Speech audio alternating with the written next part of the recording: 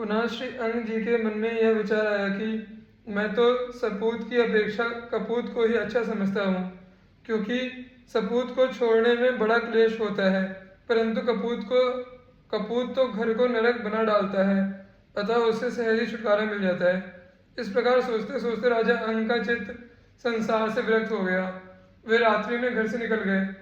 प्रजाजन, पुरोहित, मंत्री और सुहृद वर्ग ने खोजने का बहुत प्रयत्न किया, परंतु वे उन्हें वैसे ही नहीं पा सके जैसे कुयोगी पुरुष सर्व गुहाशायी भगवान को नहीं खोज पाते।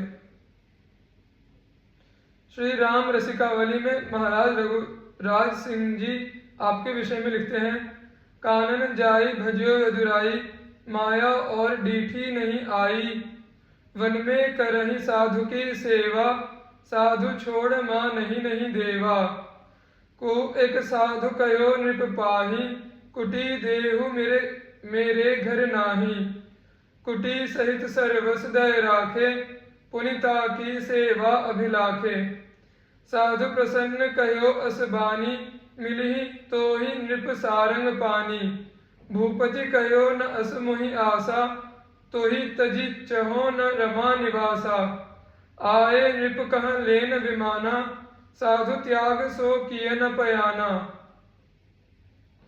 हरि पार्षद तब संत चढ़ाई, ले गए नृपहि विकुंठ लिवाई, वैकुंठ मह अंग नृप, साधु चरण रति कीन, विभव भोग पार्षद सरिस, यद्यपि कृष्ण बहुदीन। श्री मुचुकुंद जी। सूर्य वंश में इक्ष्वाकु कुल बड़ा ही प्रसिद्ध है, जिसमें साक्षात परब्रह्म परमात्मा श्री राम रूप में अवतीर्ण हुए। इसी वंश में महाराज मानधाता जैसे महान प्रतापशाली राजा हुए। महाराज मुचुकुंद उन्हीं मानधाता के पुत्र थे। ये संपूर्ण पृथ्वी के एकछत्र सम्राट थे। बल पराक्रम में ये इतने बढ़े चढ़े थे कि पृथ्वी के राजाओं की तो बात ही क्या, देवराज इंद्र भी इनकी सहायता के लिए लालायित रहते थे। एक बार असुरों ने देवताओं का पराभूत कर दिया। देवता बड़े दुखी हुए। उनके पास कोई योग्य सेनापति नहीं था, अतः उन्होंने महाराज मुचुकुंद से सहायता की प्रार्थना की।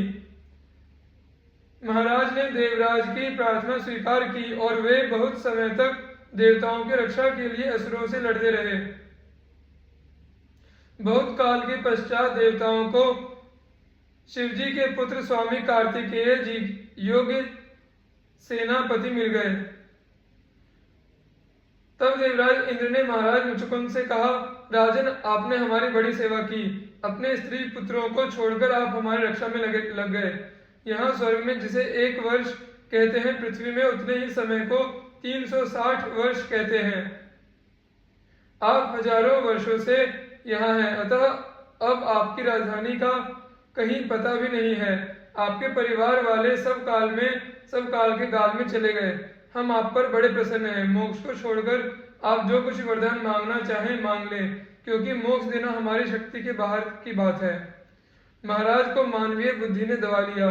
स्वर्ग में वे सोए नहीं थे, लड़ते लड़ते बहुत थक भी गए थे।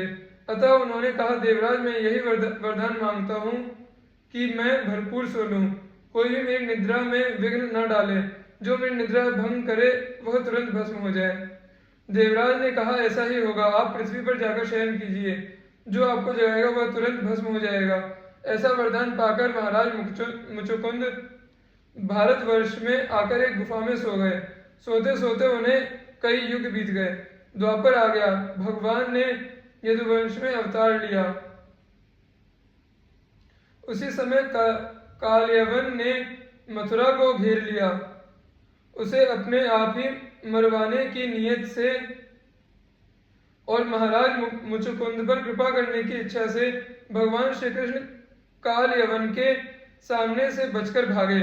कालयवन को अपने बल का बड़ा घमंड था। वह भी भगवान को ललकारता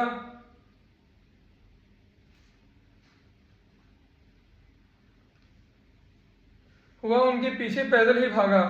भागते भागते भगवान उस गुफा में घुसकर छिप गए जहां महाराज मुचुकुंद सो रहे थे। उन्हें सोते देखकर भगवान ने अपना पीताम्बर धीरे से उन्हें ओढ़ा दिया और आप छिपकर तमाशा देखने लगे, क्योंकि उन्हें छिपकर तमाशा देखने में बड़ा आनंद आता है।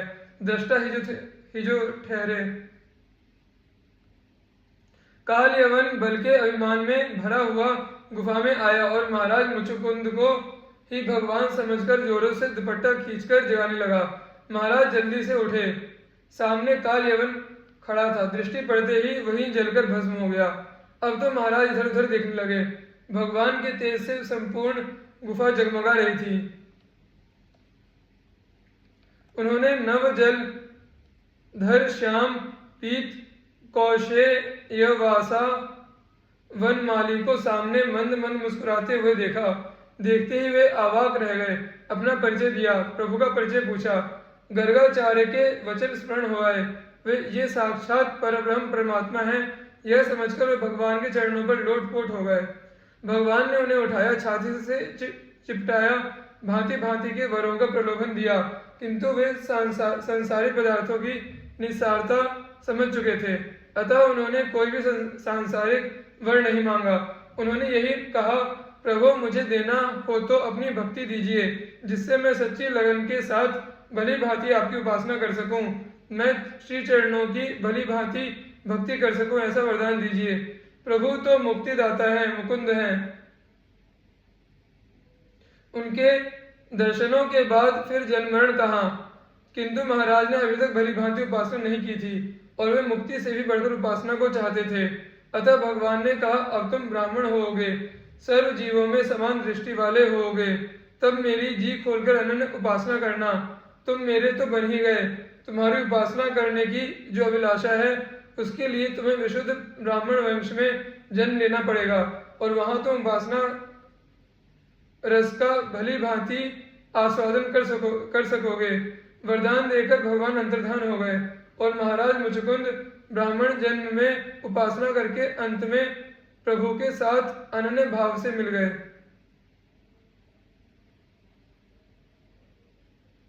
श्री प्रियव्रत जी। स्वयं भुव मनु के पुत्र प्रियव्रत जी जन्म से ही भगवान के परम भक्त थे। उन्हें भगवान के गुणगान,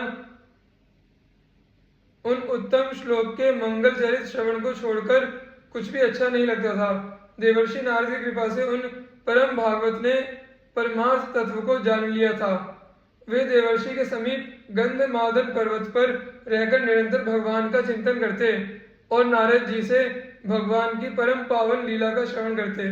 जब मनु जी ब्रह्मास्त्र की दीक्षा लेने लगे, तब उन्होंने प्रियव्रत को राज्य करने के लिए बुलाया, किंतु जिनका चित्त भगवान वासुदेव में ही सब ओर से लगा था, उन प्रियव्रत जी को राज्य के सुख भोग अच्छे न लगे। उन्होंने संसार के विषयों को विष के समान समझ लिया था। अतएव राज संचालन उन्होंने अस्वीकार कर दिया।